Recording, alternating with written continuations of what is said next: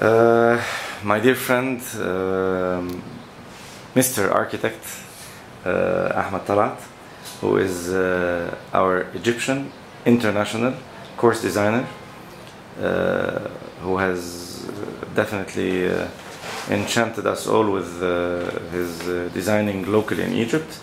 But moreover, he has done Jumping Amsterdam, the Sunshine Tour, Samsung Nations Cup, and some of the World Cup qualifier, Grand Prix in the Middle East.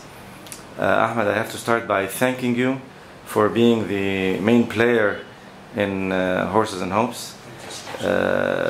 Your help with the designs and the courses that you've laid out was spectacular, and we'll go through that.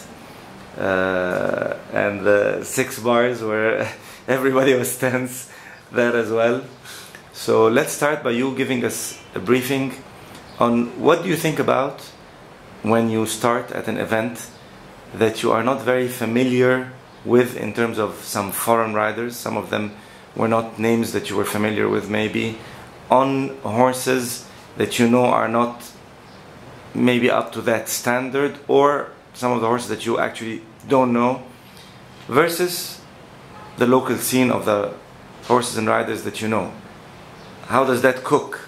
You know, it's, the key is always the first class or the first day, and you have to concentrate who's doing what, who's riding which horse, and you can estimate from the first day how those horses are going to jump the second day or the third day. And actually they all jumped quite good in the first day. I didn't have a lot of clear round because I did it a little bit tight to time, because I need at the end of the day result. But it didn't stop me from just like reading how the show gonna run in the next 2 days, or actually the second day, because most of the horses jumped is fantastic. Okay, some of the horses wasn't up to the big class level, but there was like 4 or 5 horses who could make it with some good riders, and I guess they jumped fantastic. We had 2 of those foreigner riders in the second round in the Grand Prix. That's correct. Which was great. It was the first time for them to sit on those horses, and some of those horses was even first time in their life to jump this class, and I guess it was quite good technical wise for the whole situation, like for the foreign riders and for the Egyptian riders with their horses. Do you also evaluate the fences and the ground and the arena in general when you design? It's a whole thing. You know, it's like even the lighting. You have to check the lighting. You have to check the footing. You have to make sure that every time the footing is the same, like the first round, not the first day. You have to, the quality of the footing must stay the same, and definitely the fences. And I want to comment about the fences in this show. It was really nice. It was actually really nice to have like a brand in our country, because lately they started to make some quite nice shows for some like Gucci show or something. They have their own brand, you know. For example, Frank Rottenberg did for them a whole set of fences which is just for Gucci, you know. It's just only 3 colors the whole course.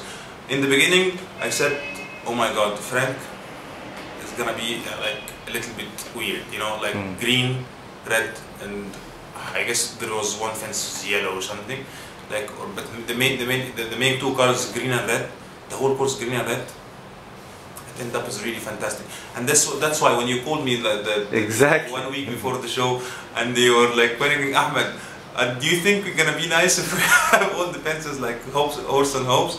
I told you, Khalid, it's fine, it's gonna be a brand, and let's do it that way. And it was absolutely fantastic. Actually, I have to hand it to you. I was shocked. We had done the designs. I saw them a little bit late, and I saw that the designer put all the fences with Horses and Hopes, and I said, oops, we're in deep trouble. But then you made things okay, and you reminded me of the Gucci show. I was actually happy with the fences. It was fantastic, you know. And at the end of the day, the whole show was really nice. Like when I was the first day, I looked at everything, especially that it was my first show since 2009 in Egypt. I didn't do any shows in Cairo mainly. I did one show in 2009, the World Cup qualifier in Sharm el-Sheikh. This was the only show I did since 2009 in Egypt, so I was a little bit away from the riders and the horses and stuff like this. But they were jumping good. Yeah. And what do you think of the ground? Because we have some remarks regarding the ground. It could have been better, to be honest with you. Especially with this type of grounds, we need a lot of water, a lot of maintenance. And we had a lot of things to do during the show. Yes. And we didn't give it enough attention, in my opinion. And next time we have to make sure that we have a better ground. The ground is not so bad.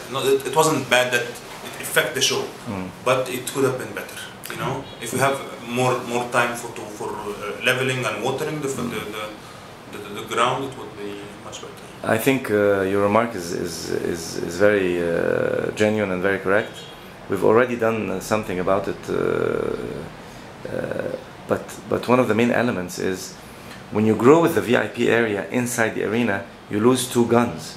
Yeah. So then it's difficult and takes more time. But to be honest with you, I prefer always the tanker.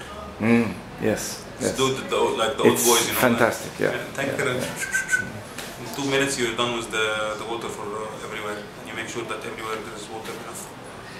We had a lot of actually positive remarks about the Grand Prix. So tell us a little bit about the Grand Prix and what you had schemed for that. Actually, the Grand Prix was very interesting for me. Like, I was like, okay, I don't want to overdo it because there is a good rider. I know, like Fan, for example, Manuel Fernando Soro is a great rider from the Spanish guy. For him, it's a shame to make a class for this guy coming from all the way from his country. Even he's riding a cow, and come and ride that Mickey Mouse class just to make a big fences. You know, I could make it very easy class and make it really big, and everybody can. I will have some clear rounds. I know how to get some clear rounds, some result or something. But like, okay, I don't want to be looking odd, like Grand Prix, one fence here, take one round around the corner and another fence here. No, it's not what I want to do.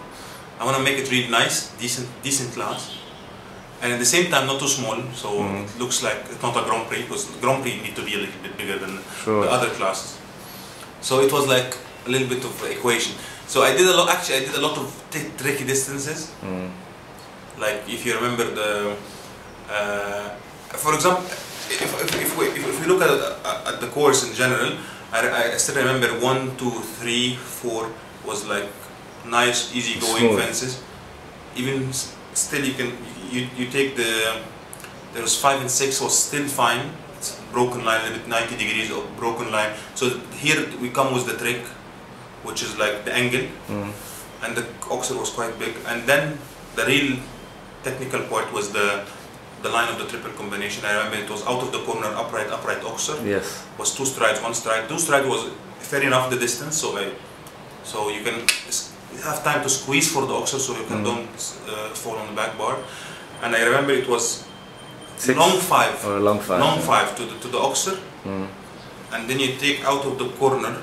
And this was a little bit tricky. This long 5 for the oxer, because especially for us as Egyptians, we always find the problem. If you remember that we had no problem whatsoever on this distance with the foreign riders, because they know that when they come out of the combination what they are doing. For us Egyptians, still lose the concentration after the triple combination, especially for 1 or 2 strides, which is still, you can even think about the next distance once you're inside, because you have nothing to do inside the triple combination, 1 stride distance. Nothing to do except just sitting and waiting. But you see, all those remarks, I think that one of the things that we should do with you on Horse Times is you giving tips in every issue on the things that you see the Egyptian riders lacking. They do this in Germany actually, and like for Werner, he give lectures for the A-class riders, which is Ludger Beerbaum, Frank Gottenberg, I mean like Frank Slotek, Otto Becker, all of those riders, they take lectures every couple of years with the good course designer of Germany. Let's do that sure. And then we go back to the course. After this distance was a little bit tricky for some riders, and then when they lose concentration, they start pulling back, so they add 1 more stride, so the oxer start to be too wide, you know. So, and then you go around the corner, you take the wall out of the really sharp corner, maybe it was 3 strides maximum out of the corner, and the wall backing them off and the corner backing them off, and then I did again the long 5. But this one was longer than the other one after the combination, because the combination, you go out of the combination a little bit, the horses are going forward already. But after a tight corner and a wall, it backed the horses a little bit off. So it's still, the 6 was there more, but the 5 was more safe, because like you go wide opposite, it was there, but you need to decide very early the 5. If you have no chance if you stay. Yeah, and then it was a little bit tight turn to the double, and the double was fine, and then the last distance was very tricky for the upright. Yes. It was between 6 and 7. It was really tricky, especially in the second round, because everybody tried to make it 6. 6 was there, and I guess the Italian rider, he came inside, he asked me, like, do you think the 5 is doable? Yeah, I guess so. If you have the chance to do it, just make it and win the class. And he did it. Actually, he had one fence down before it. Yeah, Alexandra Lederman actually had that last fence down. Yeah, exactly. Yeah. So it was the last distance. The last distance, I love it. It's like one of my, you know what, like trademarks. My design. Yeah, it trademarks distance. It's the 27 meters broken line. You know, I do it nice, very nice with an upright. If I want to be a little bit more nasty, I do it on a narrow oxer, like the Brinkman oxer. Yeah, and the Grand Prix was really nice. I love it. And the second round, I remember it was 1-2 was a real long way to go, and then you turn tight to this 90 degrees broken line, and this was a really, you can save time over here, because if you make such an angle, you can make 9 strides or you can make 7. Yeah. If you do it from inside, you can make it like nothing. And then you turn to the double combination of uprights. It was it was the upright oxer, and then you have this another distance was also the same 90 degrees angle, and also you can save a lot, 2 strides in this with this angle, and then you run to the combination, and then the 6 strides again, the 6 or 7, which is also you can make it 6, 7, 6 or 5. So it was interesting. Yeah. Tell us a little bit about the 6 bars. 6 bars. Because this is where everybody lost their nerves. 6 bars. I built a lot of 6 bars in my life. I really built it a lot, especially as I'm really tall. I'm almost 190. So I'm 189 centimeters. So always when I used to be an assistant course designer, the main course designer, he want to like feel like he's small, so you're the big guy, so you take care of the 6 bars. I go to the VIP and smoke a cigar and watch the class. So I built maybe 7 or 8 classes in my life. The biggest one was in Sunshine Tour. Who won it? Fan, the rider from the Spanish rider who was in the show. He won it. It was 2 meters and 5. Wow. Yeah, it was quite big, and we actually had one Egyptian rider was inside this class, and he had it down, but Fan cleared it. Karim Zobi had it down. It was Aladdin. And another Saudi Arabian rider was inside the class, Adnan Baitouni, and maybe one Portuguese. There was 5 in this class who jumped it. But to go back to our fantastic 6 bars that was scared everybody, especially you, especially my friend. Me. So the director of the show sitting next to me and like giving me a hard time, scared like hell. Ahmed, I need least, I want 1 jump off. Khaled, don't worry. Please, Ahmed, I want 1 jump off. Please don't worry. And the sponsor was also really nervous about it, and I told him like, okay, take it easy. I know what I'm doing. And everybody, Khaled, come and tell me like the distances are a little bit tight. Khaled, it's not tight, but those horses jumping in a 1 meter. It's very normal to put down a 130 upright in the middle, and they jumped the 151. So it was very weird. But I was sure that there's no problem whatsoever, because the good horses was at the end. We had maybe in the first round we had 8 clear rounds out of 22 or 21, which was fair enough, and it ended up 185. Yeah. So quite quite decent. Yeah, and then you're smiling, and the sponsor was smiling, the spectators was happy, and yeah, it was fun. It was really fun. It's a really fun show for the spectators. 6 bars is really fun. It's very tiring for the course designer to do it in the middle, because you just change everything in the course, because you do a separate line, separate, it's the same fence. It's hectic for the course designer to do it in the middle of the class, in the middle of the show, in the middle of the day. Especially with all the fences around as well. Exactly. And still you need also to put the fences away so the spectators can watch it clearly. Actually, that brings us to another point that I wanted to, look upon your remarks within. This show was more of a festival. It was not an, orthodox type of, classes. 200 riders in a class. So we finish at 1 in the morning.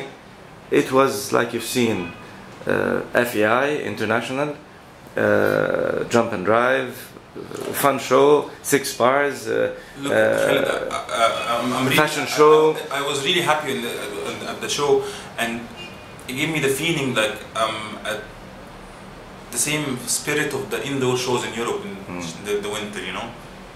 It's the first time for me to see an outdoor show like the indoor show, because the indoor show they have more time to definitely have less amount of riders, and the course are less distance, so they finish quicker.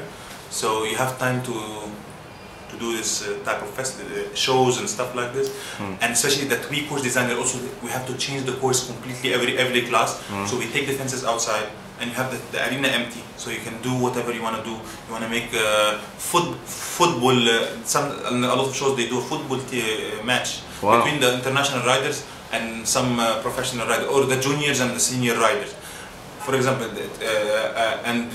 But for me, the first time ever to see a défilé, it was the first time for me to see a fashion show. Wow, fashion show. I was unlucky that I was building for the second day, so I didn't watch it. But yeah, it was fantastic. Everybody was happy. And the idea of having an Arabian horse and it was an Arabian horse défilé, as we call it. It was really nice as well, because they are beautiful animals, and I don't consider them as our horses. It's a completely different thing, but they are a piece of art. So it was fantastic, and the jump and drive was fantastic. I was scared. It's the most scary class I ever built ever. I had disasters from this class before, and for me. That's why I'm always very careful with building the course of the car, and I always have to test it myself first before I said, okay, I'm fine. But I guess it was really nice. It was really nice. Everything really went well. Your effort and you were very quick to change the courses without, without spending that much time. So that saved the day, and you designed the courses for the car as well. You put up the 6 bars, so. At the end of it all, I thought it was a great show, different, appealing.